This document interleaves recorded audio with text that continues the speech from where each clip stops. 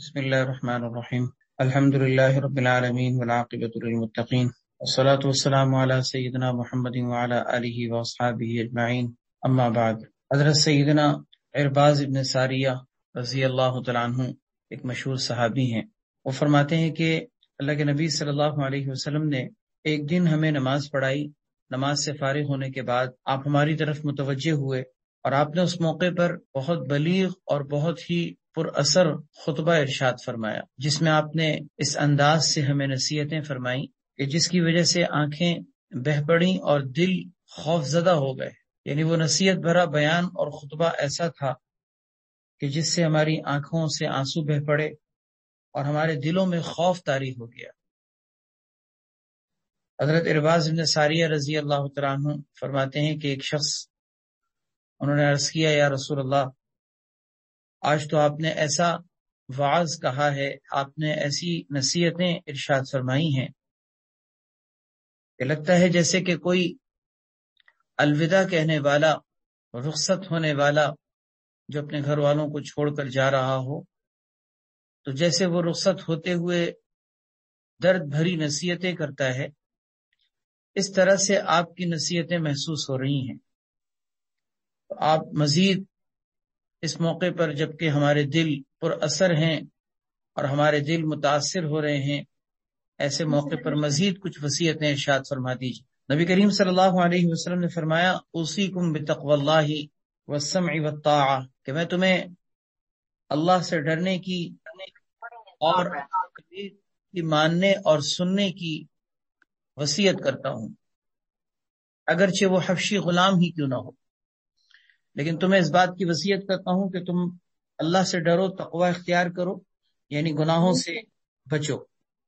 دوسری چیز یہ کہ اپنی امیر کی مانو، امیر کی اطاعت کرو، اگرچہ وہ کوئی حبشی غلام ہی کیوں نہ ہو. پھر آپ صلی اللہ علیہ وسلم نے فرمایا، فَإِنَّهُ مَن يَعِشْ مِنْكُمْ بَعْدِي فَسَيَرَى اخْتِلَافًا كَثِيرًا، کہ تم میں سے جو میرے بعد زندگی گزارے گا، میرے دنیا سے جانے کے بعد تم میں رہے گا دنیا کے اندر، وہ کثرت سے اختلافات دیکھے گا، کہ میری امت کے اندر کثرت سے اختلافات نظر آئیں گے. ایسے موقع پر تم پر لازم ہے کہ تم میری سنت کو تھامو اور خلفائے راشدین کی سنت کو تھامو، جو اللہ رب العزت کی طرف سے ہدایت یافتہ ہیں. گویا ایسے ماحول میں، ایسے لوگوں کے درمیان، جبکہ انسان کثرت سے اختلافات دیکھ رہا ہو اور اسے کچھ سجھائی نہ دے رہا ہو کہ میں کن لوگوں کے پیچھے چلوں اور کیا مانوں کیا چھوڑوں، ایسے موقع پر اللہ کے نبی صلی اللہ علیہ وسلم نے ہمیں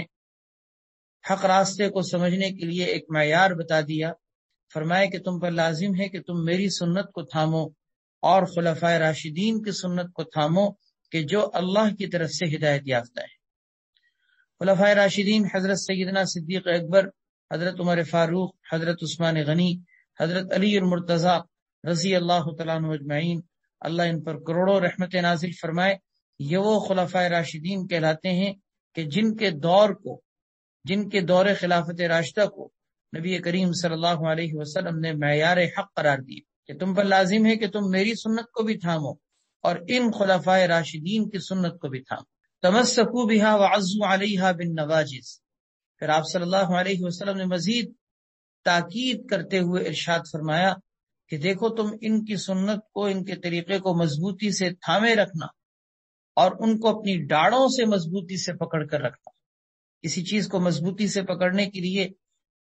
یہ محاورہ استعمال کیا جاتا ہے کہ اس کو ڈاڑوں سے مضبوطی سے پکڑنا. کیونکہ اگر مثلا آپ کو کوئی چیز دی جائے اور کہا جائے کہ آپ اس کو پکڑیں اور اپنے دانتوں کے ذریعے سے آپ اس کو روک کر اپنے پاس دبا کر رکھیں تاکہ آپ کے ہاتھ سے چھن نہ جائے، تو آپ اس کو سامنے کے دانتوں سے نہیں پکڑیں گے. آپ اس کو مضبوطی سے پکڑنے کے لیے اپنی سائڈ کے جو دانت ہیں، جن کو ڈاڑ کہا جاتا ہے، ان سے پکڑیں گے تاکہ وہ چیز آسانی سے چھوٹ نہ جائے. نبی کریم صلی اللہ علیہ وسلم نے بھی خلفائے راشدین کی سنت کو تھامنے کا حکم دیتے ہوئے فرمایا کہ تم اس کو تھامو اور اس کو اپنی ڈاڑوں سے مضبوطی سے پکڑنا. پھر آگے فرمایا، وَإِيَّاكُمْ وَمُحْدَثَاتِ الْأُمُورِ، کہ دیکھو تم دین میں نئی پیدا ہونے والی چیزوں سے بچ کر رہنا، جس کو بدعت کہا جاتا ہے، کہ جو دین میں نہیں ہے، شریعت میں نہیں ہے، قرآن و سنت میں ان کا کوئی ثبوت نہیں ہے، لیکن لوگوں نے اپنی طرف سے خواہشات کو دین بنا کر اختیار کیا ہوا ہے۔ ایسی چیزوں کو بدعت کہتے ہیں، اور ایسی بدعتوں سے بچنے کے لیے اس موقع پر آپ صلی اللہ علیہ وسلم نے یہ فرمایا کہ دیکھو، دین میں نئی پیدا ہونے والی چیزوں یعنی بدعتوں سے بچ کر رہنا۔ فإن كل محدثة بدعة، اس لیے کہ ہر دین میں نئی پیدا ہونے والی چیز بدعت ہے، اور ہر بدعت گمراہی ہے، یعنی انسان کو رائے حق سے گمراہ کر دیتی ہے۔ یہ آپ کے سامنے جو میں نے حدیث ذکر کی ہے، اس کے روایت کرنے والے حضرت عرباض ابن ساریہ رضی اللہ تعالیٰ عنہ ہیں، اور انہوں نے یہ روایت نقل کی ہے جس روایت کو مسند احمد، ابو داود، ترمذی اور ابن ماجہ ان مختلف کتابوں میں اس حدیث کو نقل کیا گیا ہے۔ یہ بڑی مشہور حدیث ہے، آپ نے پہلے بھی اس حدیث کو سنا ہوگا، لیکن آج اس حدیث کی روشنی میں ایک دو باتیں انشاءاللہ عرض کرنی ہے۔ اللہ تبارک و تعالی ہم سب کو سمجھنے کی توفیق عطا فرمائے۔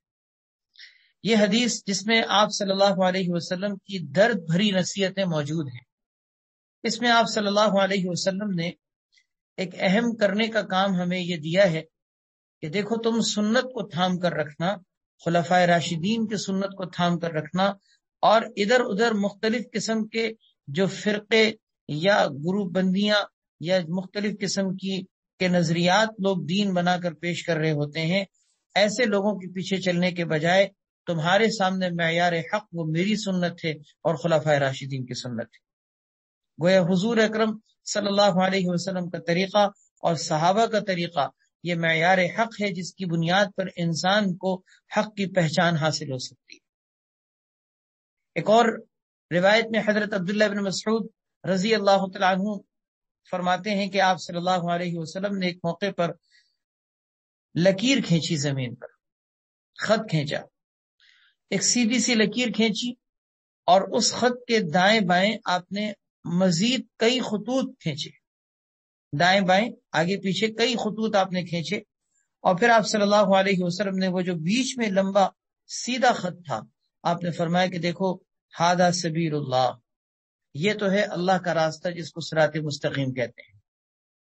اور اس کے دائیں بائیں جو مزید تمہیں خط نظر آ رہے ہیں، جو لکیریں نظر آ رہی ہیں، یہ خط مختلف قسم کے، یہ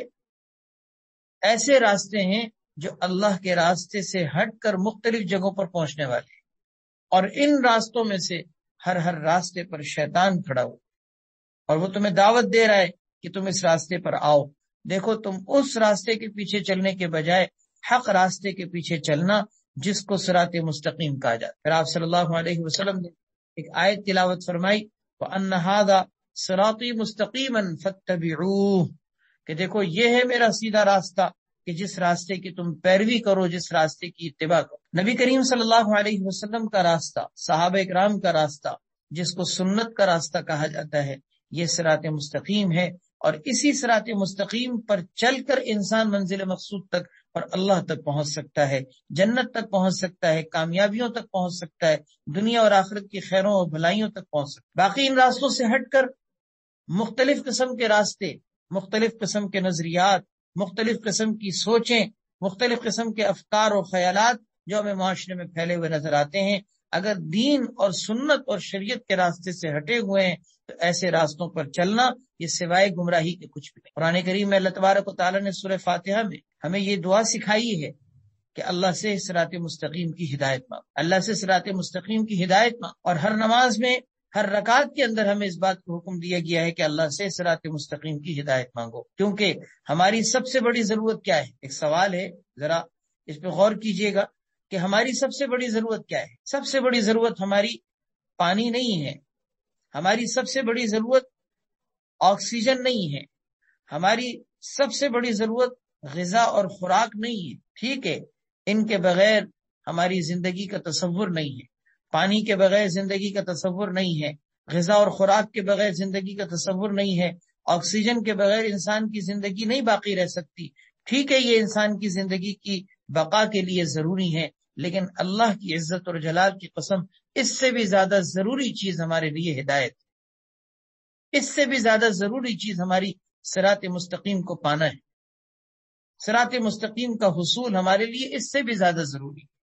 اس لیے کہ اگر غذا نہ ملی، اگر خوراک نہ ملی، اگر پانی نہ ملا، اگر ہمیں آکسیجن نہ ملی تو زندگی ہماری ختم ہوگی۔ لیکن صراط مستقیم اگر ہمیں نہ ملا، اگر ہمیں اللہ رب العزت کی طرف سے سیدھا راستہ نصیب نہ ہوا تو یقین کر لیجئے کہ دنیا اور آخرت دونوں تباہ ہو جائے۔ اسی لیے اس سب سے بڑی ضرورت کا اللہ رب العزت نے ہمیں سوال کرنے کا اور مانگنے کا، دعا کرنے کا حکم دیا ہے۔ چنانچہ ہم ہر نماز میں، اور ہر نماز میں کیا، ہر نماز کی ہر رکعت کے اندر ہم اللہ سے یہ دعا مانگتے ہیں کہ اللہ ہمیں سیدھا راستہ عطا کر، اللہ ہمیں سیدھا راستہ عطا کر، اللہ ہمیں سیدھا راستہ عطا کر۔ گویا انسان کی زندگی کی سب سے بڑی کوشش، اس کی کوششوں کا سب سے بڑا محور اور مرکز یہ ہونا چاہیے کہ وہ اپنی تمام تر توجہ اس بات پر مرکوز کر دے کہ کسی بھی طریقے سے میں رائے حق کو پا جاؤں، صراط مستقیم پر گامزن ہو جاؤں، اللہ کا وہ راستہ جس کو صراط مستقیم کہا جاتا ہے وہ مجھے مل جائے۔ چنانچہ اس کے حصول کے لیے عملی زندگی میں صرف یہی نہیں کہ ہم دعا مانگے کہ اہدنا الصراط المستقیم، ہمیں اس بات کا حکم دیا گیا ہے کہ عملی زندگی میں صراط مستقیم کو پانے کے لیے تم کوشش کرو۔ اور وہ کیسے پاؤ گے؟ یہ حدیثیں میں نے آپ کے سامنے رکھی، ان حدیثوں میں یہ بات واضح طور پر موجود ہے کہ وہ صراط مستقیم اللہ کا اور اللہ کے نبی کا راستہ ہے، وہ صراط مستقیم صحابہ کرام کا راستہ ہے، وہ صراط مستقیم خلفائے راشدین کا راستہ ہے۔ پھر اسی سورہ فاتحہ کے اندر اللہ تبارک و تعالیٰ نے صراط مستقیم کے بارے میں ہمیں رہنمائی فرمائی کہ دیکھو اس کا مثبت پہلو بھی سن لو اور اس کا منفی پہلو بھی سن لو، کہ صراط مستقیم اگر تمہیں پانا ہے اور اس کے حصول کے لیے تمہیں کوشش کرنی ہے تو اللہ کے انعام یافتہ بندے، اللہ کے انعام یافتہ بندے جن پر اللہ کی نعمتیں نازل ہوئی ہیں، جن پر اللہ کے انعامات اترے ہیں، ایسے لوگوں کے پیچھے چلنا، یہ صراط مستقیم کو پانا ہے۔ صراط الذین انعمت علیہم میں یہی تو کہا گیا ہے کہ اللہ ہمیں وہ راستہ دکھا دے جس پر تو نے انعام فرمایا، ان لوگوں کا راستہ دکھا دے کہ جن لوگوں پر تیرا انعام ہوا ہے۔ یہ مثبت پہلو، اور منفی پہلو کیا بیان کیا کہ اے اللہ ان لوگوں کے راستے پر ہمیں نہ چلا، ان لوگوں کے راستے پر یا اللہ ہمیں ہرگز نہ چلا کہ جن پر تیرا قہر و غضب نازل ہوا اور جو رائے حق سے ہٹ گئے، بہک گئے، بھٹک گئے، پھسل گئے، اے اللہ ہمیں ایسے لوگوں کے راستے پر چلنے سے بچائے۔ روایات میں اس بات کی صراحت موجود ہے کہ ایسے لوگ جن پر اللہ کا قہر و غضب نازل ہوا، جن کے پیچھے چلنے سے بندے نے اللہ رب العزت سے پناہ مانگی ہے کہ اللہ ہمیں ایسے لوگوں کے راستے پر چلنے سے بچا لے، وہ کون لوگ ہیں؟ اس سے مراد یہود و نصارہ ہیں، اس سے مراد یہود و نصارہ ہیں کہ جن لوگوں کے پیچھے چلنے سے ہمیں منع کیا گیا، عملی زندگی میں جن لوگوں کو ہمیں دوست بنانے سے منع کیا، جن کی عادات، جن کے طور طریقے، جن کا لائف سٹائل ہمیں اپنانے سے منع کیا گیا۔ پورا قرآن کریم آپ اٹھا کر دیکھ لیں، اتنی کثرت سے آیتوں میں یہ بات موجود ہے کہ دیکھو یہود و نصارہ کو اپنا دوست مت بناؤ، یہود و نصارہ تمہارے دوست نہیں ہو سکتے، یہود و نصارہ کے نقش قدم پر مت چلو۔ پورے قرآن کریم میں آپ آیتوں کو جمع کریں، ایک انبار لگاؤ کہ یہود و نصارہ کے طریقے پہ چلنے سے، اور یہی وہ یہود و نصارہ کا طریقہ ہے جس پر چل کر امت رائے حق سے بھٹک جاتی۔ نبی کریم صلی اللہ علیہ وسلم نے ایک موقع پر ارشاد فرمایا کہ تم لوگ ضرور بضرور اپنے پچھلے لوگوں کے نقش قدم پر چلو گے، اس طرح جیسے کہ بالشت اور اس طرح جیسے کہ ہاتھ در ہاتھ، یعنی بالکل ان کے برابر سرا، اس طریقے سے تم ان کے پیچھے چلو۔ بلکہ ایک روایت میں تو یہاں تک کہا گیا، نعوذ باللہ من ذالک، اللہ تعالیٰ پناہ میں رکھے، کہ آپ صلی اللہ علیہ وسلم نے فرمایا کہ تم وہ سب کچھ کرو گے جو پچھلی امتوں نے کیا، یہاں تک کہ آپ نے فرمایا کہ اگر کسی نے پچھلی امتوں میں سے اپنی ماں کے ساتھ منہ کالا کیا ہوگا تو اس امت میں بھی ایسا بدبخت، لعین اور شقی ہوگا جو یہ کام کرے گا، نعوذ باللہ من ذالک۔ یعنی اس طرح سے یہ امت پچھلی امتوں کے نقش قدم پر چلے۔ کسی صحابی نے سوال کیا، یا رسول اللہ پچھلی امتوں سے مراد کیا یہود و نصارہ ہیں؟ پچھلی امتوں سے مراد کیا یہود و نصارہ ہیں؟ آپ صلی اللہ علیہ وسلم نے فرمایا اور کون؟ خود حدیث میں یہ روایت میں الفاظ موجود ہیں، آپ صلی اللہ علیہ وسلم نے فرمایا اور کون مراد ہے؟ یہود و نصارہ ہی تو مراد ہے، یہود و نصارہ ہی تو مراد ہے کہ تم لوگ گویا کہ یہود و نصارہ کے نقش قدم پر چلو۔ اب ان ساری باتوں کو سامنے رکھ کر میں اس وقت کی مناسبت سے ایک بات کہنے لگا ہوں، اس بات کو سننا ہے، سمجھنا ہے اور اپنی عملی زندگی میں انشاءاللہ اس کو اپنانا ہے۔ یہ مختلف قسم کے سال کے ایام آتے ہیں، مختلف قسم کے سیزن آتے ہیں، مختلف قسم کے ایسے ماحول پیدا ہوتے ہیں جس میں ہم دیکھنے میں یہ آتا ہے کہ ہم یہود و نصارہ کے طریقوں پہ چلنا شروع کر دیتے ہیں۔ مثلاً ابھی گزشتہ آپ کو پتہ ہی ہے کرسمس ڈے آ کے گزرا، اسی طریقے سے یہ سال نو کا آغاز تھا۔ یہ ایسے ایام گزرے کہ جن میں انسان امت کی حالت کو دیکھ کر یہ سوچتا ہے کہ اللہ کے نبی صلی اللہ علیہ وسلم نے جن باتوں کی نشاندہی کی تھی، جن باتوں کی پیشن گوئیاں کی تھیں، وہ ساری کی ساری کس طریقے سے پوری ہو رہی۔ ایک مسلمان ہے لیکن کرسمس ڈے کے موقع پر وہ سمجھتا ہے کہ یہ بھی کوئی مسلمانوں کا بھی کوئی خوشی کا دن، حالانکہ جس دن کا تعلق خالصتاً عیسائیت اور نصرانیت سے ہے، جس دن کے اندر خالصتاً ایک غلط نظریے کی ترجمانی کی جا رہی ہوتی ہے، مسلمان بھی اس کرسمس ڈے کے اندر مختلف قسم کی رسومات میں اور خوشیوں کے مختلف اس موقع پر مبارکبادیں پیش کرنے میں لگ جاتا ہے، تحفے تحائف کے لینے دینے میں لگ جاتا ہے۔ کسی کو صرف اس موقع پر یہ کہہ دینا کہ اس کو مبارکباد پیش کر دینا، فقہا نے لکھا ہے کہ اس موقع پر اگر کوئی کسی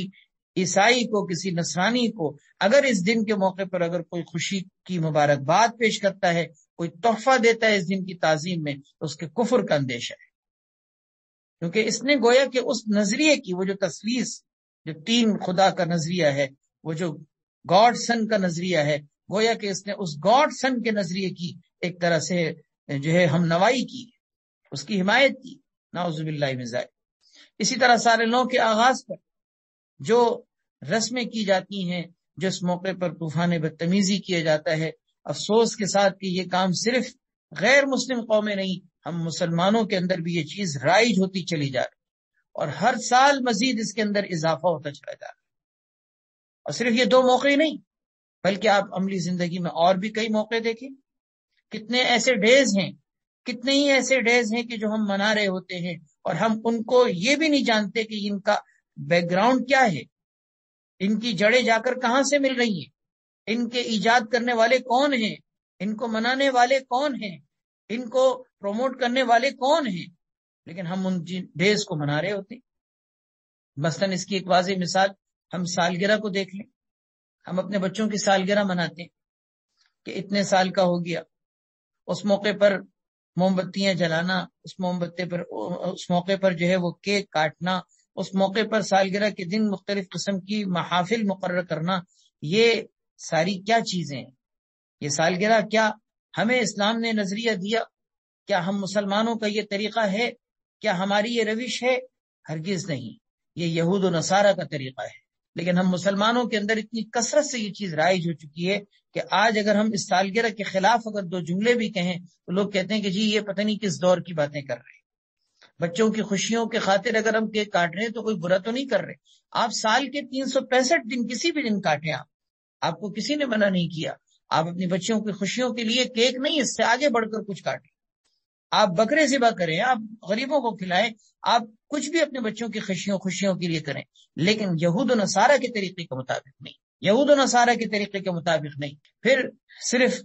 پیدائش کے حوالے سے ہی نہیں سالگرہ، بلکہ شادی کی سالگرہ الگ ہوگی اور پیدائش کی سالگرہ الگ ہوگی۔ کوئی مر جائے تو اس کو سالگرہ کا نام تو نہیں دیتے، لیکن اس کو برسی کا نام دیتے ہیں۔ پھر اس برسی کے ہر سال جو تاریخ آ رہی ہوتی ہے، اس برسی کے دن سب کو جمع ہونا اور پھر اس دن جو ہے وہ جمع ہو کر کھانا کھلانا یا اس موقع پر قرآن خوانی کرنا۔ ٹھیک ہے، آپ قرآن خوانی کر رہے ہیں، سال ثواب کر رہے ہیں، اچھی چیز ہے، لیکن اس دن کی تخصیص کے ساتھ، اس دن کے خصوصی طور پر اہتمام کرتے ہوئے یہ چیزیں جا کر ہمیں کہاں ملاتی ہیں؟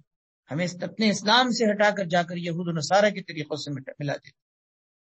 اسی طریقے سے مختلف قسم کے سال کے ایام آ رہے ہوتے ہیں، ویلنٹائن ڈے ہوتا ہے، کیا ہوتا ہے پتہ نہیں، اپریل فول ہوتا ہے، مختلف قسم کے ایسے ڈیز پورے سال ایسے گزر رہے ہوتے ہیں۔ یہ کوئی میں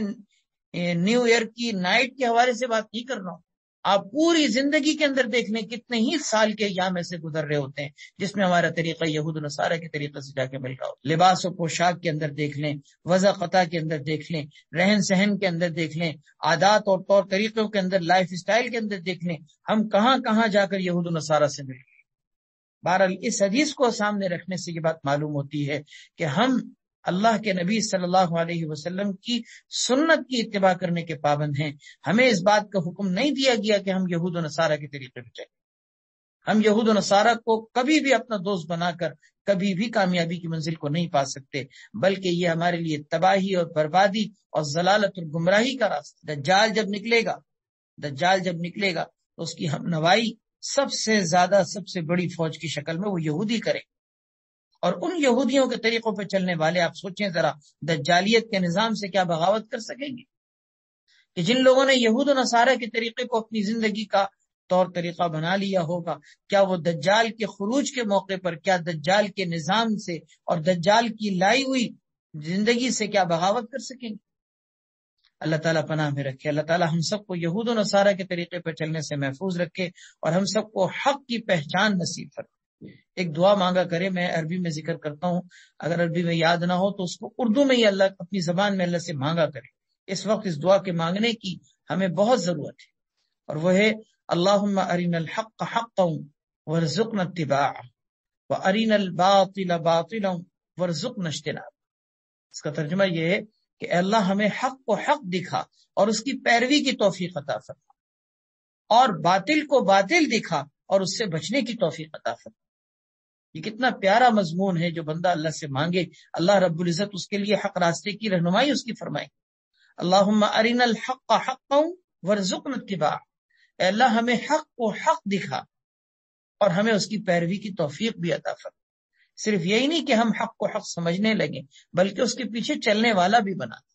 اور دوسری طرف اے اللہ باطل کو باطل دکھا دے کہ ہم باطل کو باطل سمجھیں، یہ نہیں کہ ہم باطل کو حق سمجھنا شروع کر دیں۔ اے اللہ ہمیں باطل کو باطل دکھا دے اور اس باطل سے بچنے کی توفیق عطا فرما۔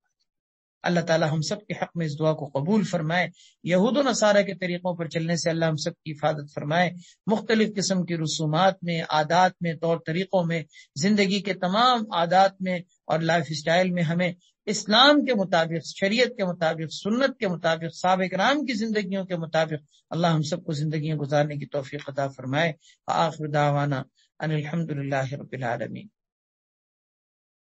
الحمد للہ رب العالمین والعاقبۃ للمتقین والصلاۃ والسلام علی سیدنا محمد وعلی آلہ واصحابہ اجمعین۔